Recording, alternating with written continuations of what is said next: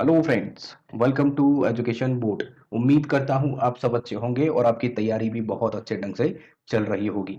आज के इस सेशन में हम फरवरी 2022 से बनने वाले इम्पोर्टेंट एमसीक्यूज को देखेंगे जो करंट अफेयर से संबंधित हैं।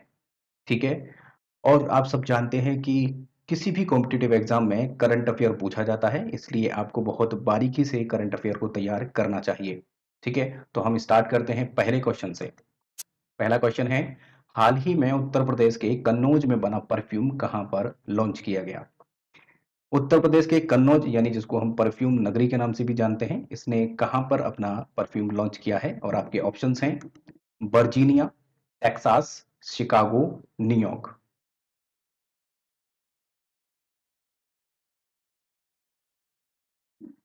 कन्नौज ने अपना परफ्यूम न्यूयॉर्क में लॉन्च किया है, इसका राइट आंसर है न्यूयॉर्क। नेक्स्ट क्वेश्चन करते हैं, विज्ञान सर्वत्र पूज्यते कार्यक्रम संबंधित है। आपको बताना है कि ये जो कार्यक्रम है विज्ञान सर्वत्र पूज्यते, ये कार्यक्रम किससे संबंधित है? ऑप्शंस हैं यूजीसी, सेकंड ऑप्शन सीजीई, और थर्ड ऑप्शन एनसीईआरटी, और फोर्थ ऑप्शन शिक्षा मंत्रालय।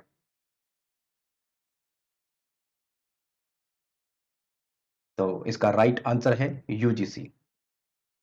यूजीसी ने ये कार्यक्रम चलाया, विज्ञान सर्वत्र पूज्यते कार्यक्रम। और ये कार्यक्रम जो है 22 फरवरी से लेकर 28 फरवरी का सप्ताह मनाया गया, जिसमें कि स्कूल और कॉलेजेस के लिए कंपटीशन, लेक्चर्स, ये सब प्रोवाइड करवाए गए इस सप्ताह के अंतर्गत। ठीक है।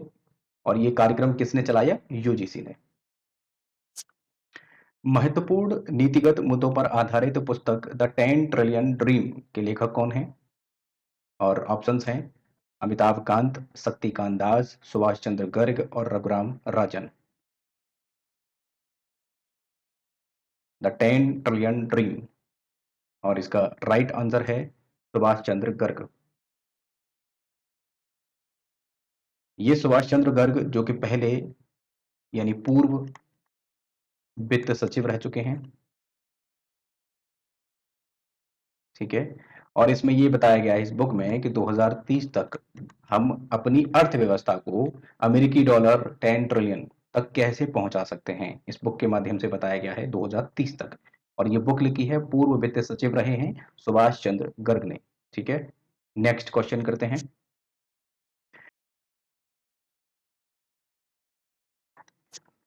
पद्म पुरस्कार 2022 से सम्मानित उत्तर प्रदेश के व्यक्तियों की संख्या क्या है? आपको बताना है कि कितने ऐसे लोग हैं जिनको पद्म पुरस्कार 2022 दिया गया है जो कि उत्तर प्रदेश के निवासी हैं। आपके ऑप्शंस हैं 12, 13, 14, 15। और इसका राइट आंसर हो जाना चाहिए, क्योंकि पद्म पुरस्कार 2022 जो दिया गया है वो उत्तर प्रदेश के 14 लोगों को दिया गया है। और वो लोग कौन कौन हैं इसके बारे में हम जान लेते हैं। तो देखिए, पद्म पुरस्कार जो कि पद्म विभूषण होता है पहला, इसमें पद्म भूषण होता है दूसरा, और तीसरा होता है पद्म श्री। तो पद्म विभूषण यानी अगर हम कहें कि नागरिक को जो दिया जाने वाला दूसरे नंबर का सर्वोच्च सम्मान है ये भारत का, इनको मिला है राधे श्याम खेमका, मरणोपरांत मिला है। और कल्याण सिंह, उत्तर प्रदेश के पूर्व मुख्यमंत्री और गवर्नर भी रह चुके हैं, मरणोपरांत इनको भी मिला है। तो दो व्यक्ति ऐसे हैं जिनको पद्म विभूषण मिला है। ठीक है, पद्म विभूषण। और पद्म भूषण जो मिला है वो राशिद खान और वशिष्ठ त्रिपाठी, ये दो व्यक्ति हैं। तो कुल मिलाकर के ये चार व्यक्ति हो गए। ठीक है। अब हम देखते हैं पद्म श्री किस किस को मिला है। तो देखिए, पद्म श्री जो मिला है वो सुश्री कमलिनी अस्थाना और सुश्री नलिनी अस्थाना, इनको कला के क्षेत्र में मिला है, लेकिन इनको मिला है ज्वाइंट। तो मतलब अगर हम देखें तो एक अवार्ड माना जाएगा, लेकिन व्यक्ति कितने हो गए? दो। ठीक है। शीश राम, इनको मिला है कला के लिए, सेठ पाल सिंह इनको मिला है कृषि के लिए, और सुश्री विद्या बिंदु सिंह साहित्य और शिक्षा के लिए, शिवानंद इनको योग के लिए मिला है, अजय कुमार सोनकर इनको विज्ञान के लिए, और अजीता श्रीवास्तव इनको कला के लिए मिला है, और डॉक्टर कमलाकर त्रिपाठी इनको मेडिकल के लिए मिला है, और शिवनाथ मिश्र इनको कला के लिए मिला है। हमने देखा कि पद्म विभूषण दो व्यक्ति थे, उत्तर प्रदेश की बात हो रही है। ठीक है। और यहाँ पर उसके बाद पद्म भूषण जो दिया गया था वो भी दो व्यक्ति थे, चार व्यक्ति वो हो गए। उसके बाद पांच 6, 7, 8, 9, 10, 11, 12, ठीक है। उसके बाद 13 और ये 14, ये 2 व्यक्ति हैं, ठीक है। लेकिन अवार्ड कितना माना जाएगा? 1 ही माना जाएगा, ठीक है। 2 व्यक्ति ये हो गए, तो कुल मिलाकर के 14 व्यक्ति हो जाते हैं उत्तर प्रदेश के, ठीक है। ये बात आपको आई होप बिल्कुल क्लियर होगी। चलिए, अब हम नेक्स्ट क्वेश्चन करते हैं। स्वर कोकिला लता मंगेशकर को किस वर्ष भारत रत्न दिया गया? मैंने भारत रत्न जब पढ़ाए हैं तब आपको प्रॉपर बताया है कि किसको कब भारत रत्न दिया गया, किसको किस ईयर में दिया गया, है ना, और क्या उपलब्धि थी, किस कारण दिया गया, वो सब मैंने पढ़ा है। आप प्लेलिस्ट में जाकर के चेक कर सकते हैं, ठीक है। चलिए, इसके ऑप्शंस हैं 2001, 2003, 2005, 2007, और इसका राइट आंसर हो जाना चाहिए, इनको जो मिला था भारत रत्न वो मिला है 2001 में, ठीक है। भारत रत्न के अलावा इनको और भी अवार्ड्स मिले हैं, जैसे कि देखिए, पहली बात कि इन्होंने अपना जो करियर है वो 13 साल से स्टार्ट कर दिया था, बिल्कुल बच्ची थी ये, तब से इसने गाना स्टार्ट कर दिया था, ठीक है। और भारत रत्न इनको 2001 में मिल गया। और दूसरा सर्वोच्च नागरिक सम्मान, जिसको हम पद्म विभूषण कहते हैं, ये मिला इनको 1999 में, ठीक है। और उसके बाद पद्म भूषण, ये मिला 1969 में, ठीक है। और दादा साहेब फाल्के पुरस्कार, दादा साहेब फाल्के पुरस्कार, ये मिला 1989 में, ठीक है। इसके अलावा इनको फ्रांस का सर्वोच्च नागरिक सम्मान, जिसको officer of the Legion of Honour कहते हैं, वो मिल चुका है। तो मैं लिख देता हूं यहां पर फ्रांस का सर्वोच्च नागरिक सम्मान, ये भी मिल चुका है इनको। तो क्वेश्चन पूछा जा सकता है, क्योंकि अभी करंट में बहुत ही महत्वपूर्ण महिला थी ये, तो इनका निधन हुआ है अभी हाल ही में, तो इसलिए इनसे क्वेश्चन बन सकता है कि इनको भारत रत्न कब दिया गया, या फिर इनको विदेश में सबसे बड़ा सर्वोच्च नागरिक सम्मान कौन सा मिल चुका है, किस देश ने दिया है, ये सब पूछा जा सकता है, ठीक है। इनसे बनने वाले क्वेश्चंस जो है मैंने आपको बता दिए हैं। दादा साहेब फाल्के पुरस्कार भी पूछा जा सकता है, ये सब मैंने आपको बता दिया है, ठीक है। अब हम नेक्स्ट क्वेश्चन करते हैं। नेक्स्ट क्वेश्चन है, हाल ही में हिमालयी औषधियों से संरक्षणार्थ हिमालय प्रदेश के राज्य का पहला जैव विविधता पार्क किस जिले में स्थापित किया गया है? ठीक है, और आपके ऑप्शंस हैं सिरमौर, शिमला, सोलन, मंडी। देखिए, यहाँ पर ये तो दे ही रखा है, ठीक है, कि किस प्रदेश का, हिमाचल, अब उसका जिला आपको बताना है, ठीक है। तो ये सब जिले जो है हिमाचल प्रदेश के हैं। तो इसका जो राइट आंसर है वो है मंडी। मंडी बिल्कुल हिमाचल के बीचों बीच में पड़ता है ये जिला। तो यहीं पर ये एक जैव विविधता पार्क स्थापित किया जा रहा है। देखिए, मैं आपको दिखा देता हूँ मैप में ये कैसा दिखता है। ये देखिए, बिल्कुल बीचों बीच में आप मान लीजिए इसको, ये मंडी जिला है, ठीक है। हिमाचल प्रदेश का ये मैप है। राइट में देखिए, यहाँ पर चाइना लगता है, इधर पंजाब लग रहा है, इधर नीचे हरियाणा लग रहा है, ये उत्तराखंड की सीमा है, ठीक है। ये मंडी है, ठीक है। चलिए, नेक्स्ट क्वेश्चन करते हैं। आर्द्र भूमियों की रामसर सूची में शामिल नवीनतम भारतीय स्थल जो उत्तर प्रदेश में स्थित है। रामसर साइट्स आप जानते होंगे, और जो कि टोटल 49 हैं भारत में। उनमें से एक अभी अभी हाल ही में उत्तर प्रदेश की कोई साइट है, उसको बताना है कि वो कौन सी साइट है जिसको अभी इसमें शामिल किया गया है सूची में। और ऑप्शंस हैं, बखीरा संत कबीर नगर का है, नवाबगंज उन्नाव, पार्वती अर्गा गोंडा, और समसपुर पक्षी रायबरेली। तो इसका राइट आंसर है बखीरा संत कबीर नगर। अगर टोटल आपसे पूछता है कि कितने अब तक रामसर साइट्स हैं, तो 49, 49, टोटल 49 है, ठीक है। जिनमें से 10 जो हैं ये यूपी की हैं, और यहाँ पर जो क्वेश्चन है वो उत्तर प्रदेश से संबंधित पूछा गया है। तो यूपी की 10 हैं, टोटल 49 है, और यूपी का जो मिला है वो बखीरा संत कबीर नगर को, इसके साथ में गुजरात को भी मिला है। गुजरात, गुजरात का है एक खिजाड़िया वन्य जीव अभ्यारण्य, अभ्यारण्य इसको भी शामिल किया गया है इस सूची में। टोटल 49 हो जाती हैं, यूपी की 10 हैं। तो यूपी की कौन कौन सी हैं वो 10, वो हम देखते हैं। ये देखिए, ये 10 हो गई। Just a second.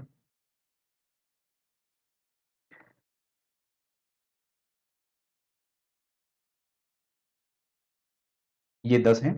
10 में देखिए, पहला ऊपरी गंगा नदी, नवाबगंज पक्षी अभयारण्य जो कि उन्नाव में है, सैंडी पक्षी अभयारण्य हरदोई में है, ये सब उत्तर प्रदेश के हैं 10। और समसतपुर पक्षी अभयारण्य रायबरेली का है।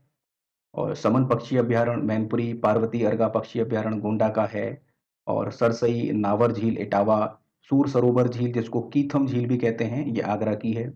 और हैदरपुर वेटलैंड इसको भी शामिल किया गया। अभी 10वां जो करंट शामिल किया गया उत्तर प्रदेश का, वो है बखीरा वन्यजीव अभयारण्य, संत कबीर नगर। ठीक है। अगर आपको ये नोट डाउन करना है, आप इसको नोट भी कर सकते हैं या फिर स्क्रीनशॉट ले सकते हैं। ठीक है। नेक्स्ट क्वेश्चन देखते हैं। Brand finance IT services 25 report 2022 के अनुसार विश्व में सर्वाधिक मूल्यवान आईटी सेवा ब्रांड कौन सी है? ऑप्शंस हैं इन्फोसिस, एक्सेंचर, टीसीएस, एचसीएल। सोचिए और जवाब दीजिए इसका। इसका राइट आंसर है असेंचर। ठीक है। नेक्स्ट क्वेश्चन करते हैं। हाल ही में उत्तर प्रदेश के भवनियाब से लगभग 4000 वर्ष पुरानी सभ्यता के साक्ष्य मिले हैं। यह परास्थल कहाँ पर स्थित है? ऑप्शंस हैं कौशाम्बी, प्रयागराज, वाराणसी, चंदौली।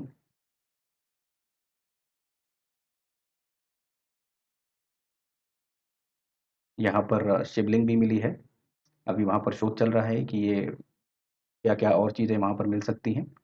ठीक है, इसका राइट आंसर है वाराणसी। अब हम नेक्स्ट क्वेश्चन करते हैं। भारतीय कृषि अनुसंधान संस्थान नई दिल्ली द्वारा विकसित पूसा अल्पना किस्म किसका है?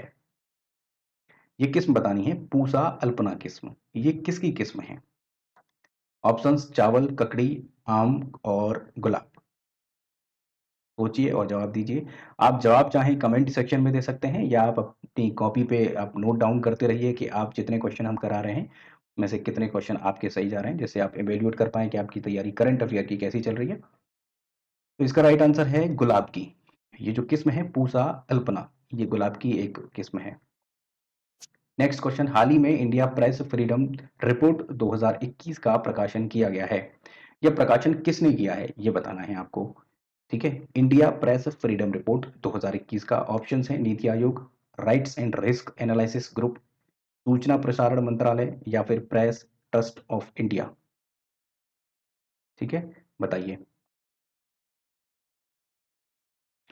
बहुत ही मोस्ट इंपोर्टेंट क्वेश्चन मैं करा रहा हूँ। बहुत ज़्यादा संभावना है इनको पूछे जाने की, जो भी अभी हाल ही में एग्जाम होने वाले हैं। तो ये जो इंडिया प्रेस फ्रीडम रिपोर्ट है, ये जारी की है rights and risk analysis group ने। ठीक है। लेकिन अगर आपसे ये पूछ लिया जाता है कि ये क्यों जारी की जा रही है, तो रिस्क यहाँ पर देखिए, ये उन राज्यों के लिए जारी की गई है जिन राज्यों में ये रिस्क ज़्यादा रहा है। ये जो प्रेस के लोग हैं यानी पत्रकार हैं, उन सब पर हमले किस राज्य में सबसे ज़्यादा किए गए हैं। ठीक है। तो पत्रकारों पर हमले के लिए ये रिपोर्ट जारी की गई है। और ये रिपोर्ट कौन जारी कर रहा है? Rights and risk analysis group. ठीक है। और इस रिपोर्ट का नाम क्या है? India press freedom report 2021। इसमें अगर सबसे ज़्यादा जो हमले किए गए वो किस राज्य में किए गए हैं, तो पहले नंबर पे राज्य है जे एंड के, जम्मू एंड कश्मीर। ये पहले नंबर पे आया है। दूसरे नंबर पे उत्तर प्रदेश है। उत्तर प्रदेश, इनको नोट डाउन करिएगा। उत्तर प्रदेश सेकंड नंबर पे आया है। टॉप 3 मैं बता दे रहा हूँ आपको। तीसरे नंबर पे एमपी है। ठीक है। इनमें सबसे ज़्यादा पत्रकारों को रिस्क रहा है, इन पे ज़्यादा हमले किए गए हैं। जम्मू कश्मीर, सेकंड नंबर पे उत्तर प्रदेश और थर्ड नंबर पे एमपी। ठीक है। चलिए नेक्स्ट क्वेश्चन करते हैं। हाल ही में विश्व स्वास्थ्य संगठन यानी वर्ल्ड हेल्थ ऑर्गेनाइजेशन की दक्षिण पूर्व एशिया इकाई द्वारा कौन सा ऐप लॉन्च किया गया है? आपको बताना है कि कौन सा ऐप इन्होंने डेवलप किया है। ऑप्शंस हैं no smoking app, open WHO app, quit tobacco app और डब्ल्यूएचओ इन्फो ऐप।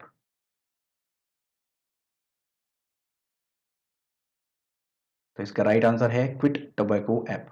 इस ऐप के माध्यम से जो लोग शराब है या फिर जो लोग तंबाकू ये सब नहीं छोड़ पाते हैं, उन सब के लिए ये इसमें एक समाधान भी बताया जाएगा कि कैसे छोड़ना चाहिए और इनको सावधानियाँ क्या-क्या बरतनी चाहिए या फिर इन्फॉर्मेशन इससे रिगार्डिंग कि कैसे प्रॉपर तरीके से छोड़ें या फिर क्या-क्या इनके नुकसान हैं, ये सब चीज़ें इस ऐप के माध्यम से बताई जाएँगी। ठीक है? नेक्स्ट क्वेश्चन करते हैं। अफ्रीकी महाद्वीप का बूआबद देश, जहाँ हाल ही में सैन्य शासन स्थापित किया गया है। सैन्य शासन, ठीक है? तख्ता पलट यहाँ पर हुआ है। ये ऑप्शंस हैं चाड, माली, बुर्किना फासो और लाइबेरिया।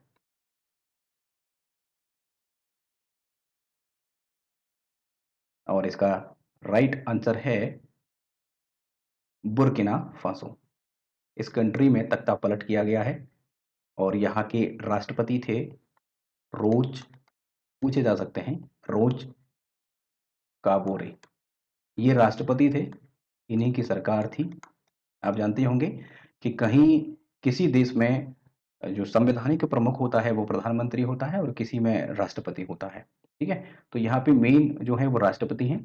राष्ट्रपति रोज काबोरे, इनको हटा दिया गया और तख्तापलट जब होता है, सैन्य शासन स्थापित किया गया तो सैन्य का कोई मुखिया रहा होगा, तो वो हैं लेफ्टिनेंट, जिनका नाम है कर्नल पॉल हेनरी। इन्होंने तख्तापलट कर दिया है, अब ये राष्ट्रपति हैं, ठीक है? जैसे कि पहले पाकिस्तान में भी हो चुका है, अफ़गानिस्तान में हुआ है, ये सब तख्तापलट हैं। नेक्स्ट क्वेश्चन करते हैं। सीड योजना का संबंध किस मंत्रालय से है? महिला एवं बाल विकास मंत्रालय, शिक्षा मंत्रालय, सहकारिता मंत्रालय, सामाजिक न्याय और अधिकारिता मंत्रालय। बताइए, सोचिए। सीड योजना का राइट आंसर है ऑप्शन डी, सामाजिक न्याय और अधिकारिता मंत्रालय, ठीक है? नेक्स्ट क्वेश्चन करते हैं। हाल ही में भारत ने किस यूरोपीय देश के साथ नीली अर्थव्यवस्था के विकास हेतु रोड मैप पर हस्ताक्षर किया है? भारत ने किस यूरोपीय कंट्री के साथ, नीली अर्थव्यवस्था मतलब समुद्र से संबंधित है, नीला मतलब पानी, ठीक है? तो किसके साथ में किया है? Britain, France, Germany, Italy. और नीली अर्थव्यवस्था मतलब जो कि महासागरों को बेहतर बनाने के लिए की जा रही है, मत्स्य पालन को डेवलप करने के लिए, है ना? और वहाँ से कैसे रेवेन्यू जनरेट किया जा सकता है, उसको कैसे डेवलप किया जाए, वो सब व्यवस्थाओं के लिए हस्ताक्षर किए गए हैं 2 देशों के बीच, भारत और फ्रांस के बीच, ठीक है? नीली अर्थव्यवस्था से आप कन्फ्यूज़न मत करिएगा, नीली मतलब नीला पानी, तो समुद्र से संबंधित है। नेक्स्ट क्वेश्चन करते हैं। हाल ही में ट्रांसपेरेंसी इंटरनेशनल द्वारा प्रकाशित भ्रष्टाचार बोध सूचकांक 2021 में भारत का स्थान क्या है? तो भारत का स्थान है इसमें 83, 84, 85, 86 और इसका राइट आंसर है, भारत का जो नंबर है इसमें वो है 85वां, 85वां नंबर है। फरवरी को किस महापुरुष के जन्म दिवस को राष्ट्रीय डी एडिक्शन दिवस के रूप में मनाया जाता है? जाकिर हुसैन ऑप्शन हैं, बीवी गिरी, ज्ञानी जैल सिंह, मोरारजी देसाई। सब जानते हैं का राइट आंसर क्या होगा, सब जानते हैं क्योंकि 29 को यानी फरवरी को यहाँ पे मिस हो गया है, 29 फरवरी मिस हो गया है, ठीक है? तो यहाँ पे 29 फरवरी को किस महापुरुष के जन्म दिवस को, तो 29 को एक ही व्यक्ति है, मोरारजी देसाई। इनका जन्म दिवस होता है, इसी दिन को हम ये दिवस के रूप में मनाते हैं, ठीक है? यहाँ पे ये मिस हो गया है, 29 फरवरी। 17 क्वेश्चन है 29 फरवरी। नेक्स्ट क्वेश्चन करते हैं।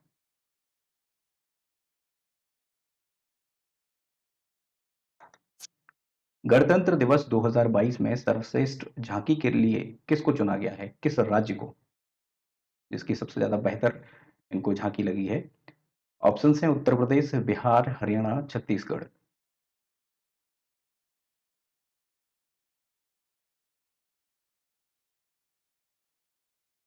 और इसका राइट आंसर है उत्तर प्रदेश। यहाँ पे उत्तर प्रदेश की जो झांकी है उसको सर्वश्रेष्ठ झांकी का अवार्ड मिला है और ये पहली बार हुआ है कि आम जनता ने, एक पोर्टल है ना, माई गवर्नमेंट करके एक पोर्टल है, उस पोर्टल पे वोट डाले झांकियों के लिए, तो पहले नंबर पे उत्तर प्रदेश की झांकी आई है और दूसरे नंबर पे कर्नाटक की झांकी आई है, कर्नाटक। अब आपसे ये पूछ ले कि इस झांकी का थीम क्या था, तो इस थीम था एक इसका, एक जिला एक उत्पाद और काशी विश्वनाथ।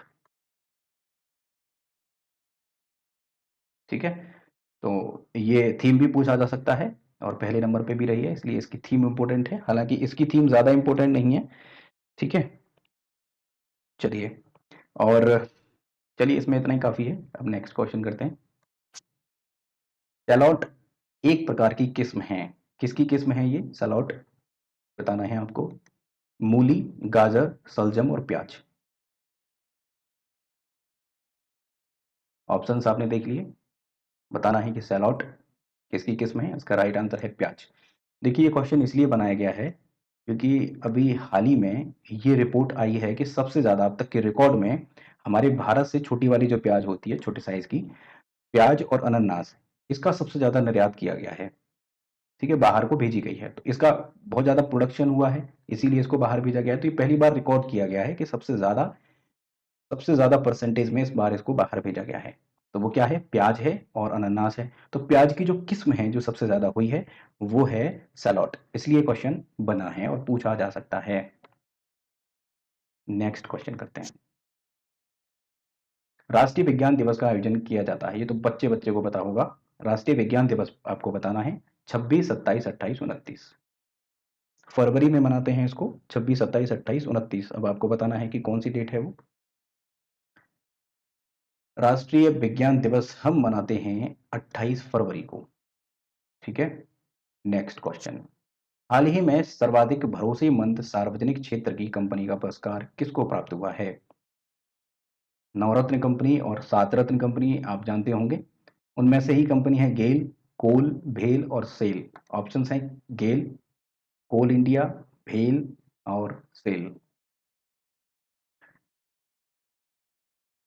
सर्वाधिक भरोसेमंद, ठीक है, ये आपको बताना है। और इसका राइट आंसर है इस बार की सर्वाधिक भरोसेमंद सार्वजनिक क्षेत्र की जो कंपनी है वो रही है कोल इंडिया लिमिटेड।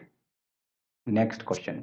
हाल ही में भारत सरकार द्वारा लेखा महानियंत्रक यानी सीजीए के रूप में किसे नियुक्त किया गया है। ऑप्शंस हैं अलका श्रीवास्तव, सोनाली सिंह, चंदा कोचर, उषा थोराट। ऑप्शंस देख लिए, अलका श्रीवास्तव, सोनाली सिंह, चंदा कोचर, उषा थोराट। राइट आंसर है सोनाली सिंह, इनको सीजीए नियुक्त किया गया है। नेक्स्ट क्वेश्चन करते हैं। उत्तर प्रदेश विधान परिषद में सीटों की कुल संख्या क्या है। ये क्वेश्चन इसलिए बना है क्योंकि अभी अभी हाल ही में आप जानते हैं कि विधान परिषद की अभी अभी चुनाव हुआ है, इसलिए ये क्वेश्चन इंपॉर्टेंट हो जाता है और इससे रिलेटेड मैं आपको फैक्ट्स भी बता दूंगा। ऑप्शन है 90, 95, 100 और 105। उत्तर प्रदेश की विधान परिषद की सीटों की संख्या आपको बतानी है। इसका राइट आंसर है 100। उत्तर प्रदेश में जो सीटों की संख्या है वो 100 है, किसकी, विधान परिषद की। ठीक है, और ये जो चुनाव हुआ है अभी 35 सीटों के लिए हुआ है। अब आप सोचेंगे कि यहाँ पर तो सीटें 100 हैं और यहाँ पर चुनाव 35 के लिए क्यों हो रहा है, तो देखिए ये हो रहा है 35 सीटों के लिए स्थानीय निकाय, स्थानीय निकाय क्षेत्र। ठीक है, 35 सीटों के लिए। आप सब जानते हैं कि विधान परिषद को जो उसका कार्यकाल है, का टेन्योर है, वो टेन्योर जैसे कि मानते हैं ना कि यहाँ पे सदस्य का जो टेन्योर होता है वो 6 वर्ष होता है, लेकिन इसका टेन्योर 6 वर्ष नहीं होता है। विधान परिषद का टेन्योर 6 वर्ष नहीं होता, इसका टेन्योर चलता ही रहता है, चलता ही रहता है। ठीक है, तो यहाँ पर कुछ व्यक्ति ऐसे होते हैं जिनका कार्यकाल पूरा हो जाता है। ठीक है, तो वो व्यक्ति जो हैं अपना रिटायरमेंट लेकर के जो पोस्टें खाली हो जाती हैं उनके लिए निर्वाचन हो जाता है। ठीक है, तो कुल मिलाकर के पूरी तरीके से सभी रिटायर एक साथ नहीं होते हैं, तो अब इनका 35 सीटों पे हुआ है, तो इनका जैसे ही कार्यकाल पूरा होगा तो इनकी जगह फिर एक इलेक्शन होगा। अब ये इलेक्शन जो 35 के लिए हो रहा है ये कैसे होता है, 100 सीटों में से देखिए आप, ये आर्टिकल नंबर 169 के तहत बताया गया है कि राज्यों में जो विधान सभा है उसके साथ साथ विधान परिषद भी हो सकती है, सभी में नहीं है। कुछ ही राज्य हैं ऐसे, अभी मैं बताऊंगा आपको कौन कौन से राज्य हैं, सभी में नहीं है। तो आर्टिकल नंबर 169 में ये कहा गया है कि राज्यों में विधान सभा के साथ साथ विधान परिषद भी हो सकती है। ठीक है, तो अब देखते हैं कि 100 सीटों में से 1/3 जो चुनाव होता है वो विधायकों के द्वारा होता है, विधायकों, ठीक है? 1/3 का, और 1/3 का जो चुनाव है वो स्थानीय निकायों, स्थानीय निकाय, स्थानीय निकाय आप जानते होंगे नगर पालिका जैसे, ठीक है? स्थानीय निकाय के द्वारा होता है। तो यही जो चुनाव है ये 35 सीटों के लिए, 1/3 हो गया ना, ये 35 सीटों के लिए अब हुआ है ये स्थानीय निकाय द्वारा, ठीक है? 1/3 का, बाकी जो बच जाते हैं 1/12 जो लोग हैं उनका होता है ग्रेजुएट, जो लोग ग्रेजुएट हैं वो इनका चुनाव करते हैं, और कब? वो 3 साल उनके ग्रेजुएशन को कंप्लीट हो गए हों, ठीक है? 1/12 भाग जो बाकी 100 का 1/12 भाग, कोई भी मतलब संख्या हमारे यहाँ पर 100 है, किसी और राज्य में कोई और भी हो सकती है, तो इनका ये फिक्स है कि 1/3 विधायकों के द्वारा होना है, फिर 1/3 स्थानीय निकायों के द्वारा होना है, और 1/12 ग्रेजुएट जो 3 साल कंप्लीट कर चुके हों ग्रेजुएशन के, और 1/12 भाग इनको जो टीचर्स हैं ये चुनाव करते हैं, और ये भी अपने 3 साल पूरे कर चुके हैं नौकरी पर, और बाकी इनके अलावा जो बचेगा, ठीक है? जो भी बच जाते हैं इनको गवर्नर, राज्यपाल, वो मनोनीत करता है, और वो किससे होने चाहिए? साहित्य, कला, इन सब से, खेल से होने चाहिए। किसी भी क्षेत्र से अगर कोई व्यक्ति है उनको वो मनोनीत कर सकता है, ठीक है? इतनी बात क्लियर है।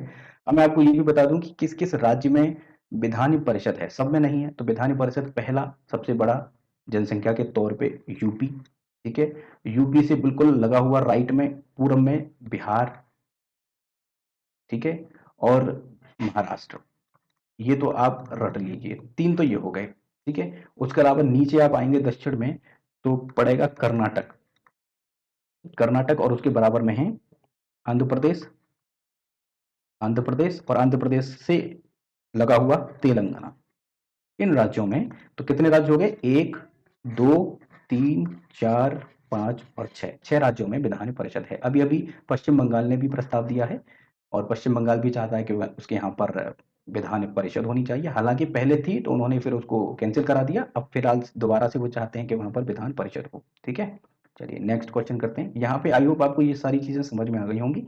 अगर नहीं समझ में आई है तो एक बार इसको पीछे बैक करिए, फिर दोबारा से सुनिएगा। नेक्स्ट क्वेश्चन करते हैं। किस देश को पराजित कर भारत की अंडर 19 क्रिकेट टीम ने हाल ही में विश्व कप जीता है? ऑप्शंस हैं इंग्लैंड, ऑस्ट्रेलिया, न्यूजीलैंड और श्रीलंका। अंडर 19, और इसका राइट आंसर है भारत ने, अंडर 19 क्रिकेट टीम ने इंग्लैंड को हरा दिया है और विश्व कप जीत लिया है। Next question. राष्ट्रीय एकल खिड़की प्रणाली के साथ एकीकृत होने वाला पहला केंद्र शासित प्रदेश कौन सा है? ऑप्शंस हैं पुदुचेरी, लक्षद्वीप, जम्मू कश्मीर, चंडीगढ़। राइट आंसर है जम्मू कश्मीर। हमने 25 क्वेश्चन किए हैं। अब आप बताइएगा कि 25 में आपके कितने मार्क्स आ रहे हैं, यानी क्वेश्चन आपके कितने सही हैं, ठीक है? अगर आपको इस तरीके का क्वेश्चंस का चुनाव जो है वो सही लग रहा है तो एक बार लाइक करिएगा, शेयर करिएगा, और चैनल पर अगर पहली बार हैं तो सब्सक्राइब करिएगा। अपने ग्रुप्स में इसको ज़रूर शेयर करिएगा। हम ऐसे सभी सब्जेक्ट्स के एमसीक्यूज़ करवाएँगे, और हम इंडियन पॉलिटी के हमने एमसीक्यूज़ स्टार्ट कर दिए हैं, इंग्लिश के स्टार्ट कर दिए हैं, बायोलॉजी के भी कर दिए हैं। बाकी सभी सब्जेक्ट्स के हम एमसीक्यूज़ करवाएँगे, ठीक है? अब ध्यान से सभी क्वेश्चंस को करिएगा और इवैल्यूएशन करिए कि आपकी तैयारी कैसी चल रही है, ठीक है? और कोई अगर आपका सुझाव है, तो आप कमेंट सेक्शन में ज़रूर बताइएगा, ठीक है? मिलते हैं नेक्स्ट और नए एमसीक्यूज़ के साथ। तब तक के लिए बाय एंड ख्याल रखिएगा।